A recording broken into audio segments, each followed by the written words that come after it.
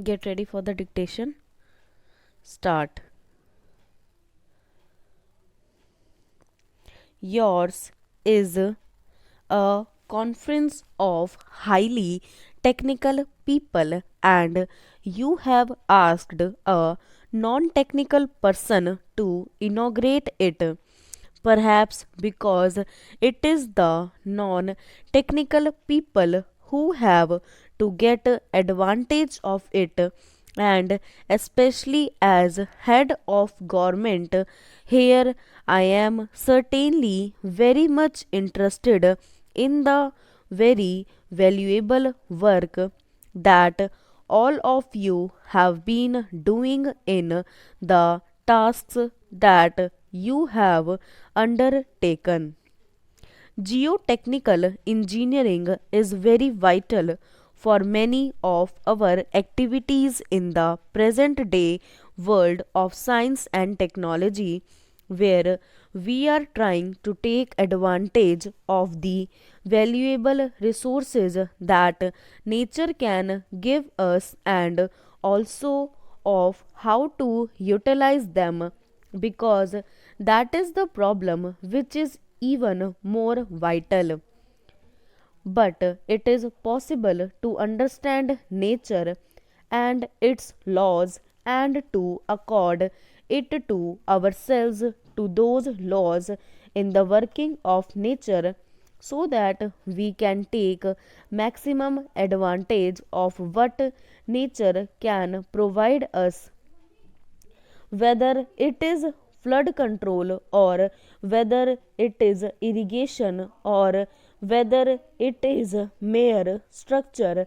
It has got to be borne in mind to match constructions. Or now, as we are looking into the seabeds and trying to take advantage of the inexhaustible wealth that is supposed to lie therein. This knowledge and skill with which you have endowed yourselves are very vital if you have to make the profitable use of all these natural resources. The buildings that are built now are also complicated and are very high, tall, going up to 50-60 stories. And unless the foundations are properly designed and arranged, there can be disaster in the same way.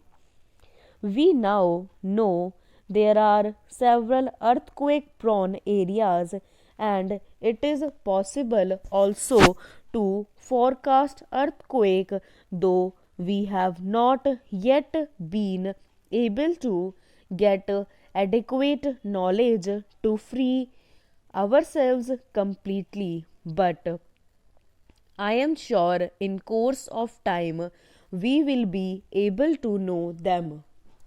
Natural laws are definite and unchangeable, and if they are known, you can certainly see that those laws do not act against us, but we can so behave ourselves that they act to our advantage.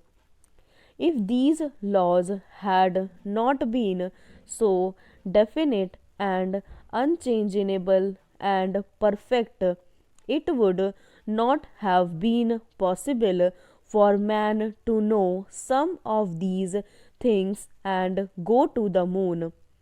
What we have acquired today is a very small part of the total knowledge of the universe. As a matter of fact, I do not consider anything marvelous or anything as miracle. Everything is in conformity with the laws of the universe. We call them miracles or marvelous because we do not know them, and as we know something quite, but we do not expect that we consider them miracle.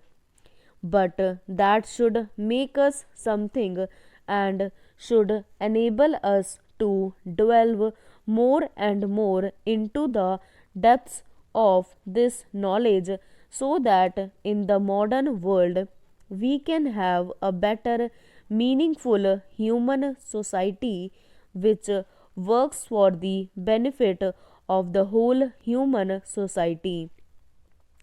We have not yet reached that stage. There are people who are in want, and even those who have plenty and are not happy. That also requires to be gone into side by side. Everything you take, if man is not happy, then it is not worth. But if one is happy in spite of circumstances, then one has achieved peace of mind. And if peace of mind is obtained, you can bear with this field of knowledge for more successfully and with greater effect and precision and even speed. I hope, therefore, that you will, in your deliberations on the technical matters, also got into this matter of working with peace of mind so that your efforts become more and more effective and successful. I have only pointed this out to you not with the feeling that you are not aware of these things, but because you are engineers. It is a fundamental condition that if engineering is to succeed, it must be done coolly and calmly, considering all the circumstances that are available. That is the foundation of all engineering. I am sure you are aware of these things, but as a layman, I do not think I can tell you anything about the technical matters.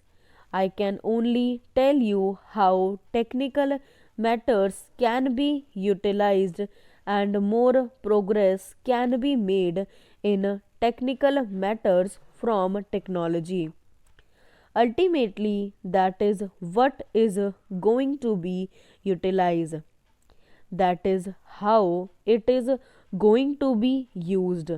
Therefore, these are conditions which are necessary for all of us.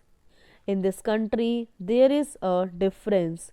We have inherited several things which enable us to keep calm and not be get into tension. That is what I have seen in my travels all over the world. I find in this country people have more smiles on their face. The poorest man has a smile on his face, whereas in the affluent countries I find there is tension and he is in a hurry and impatience which many a times led us to disaster. Stop.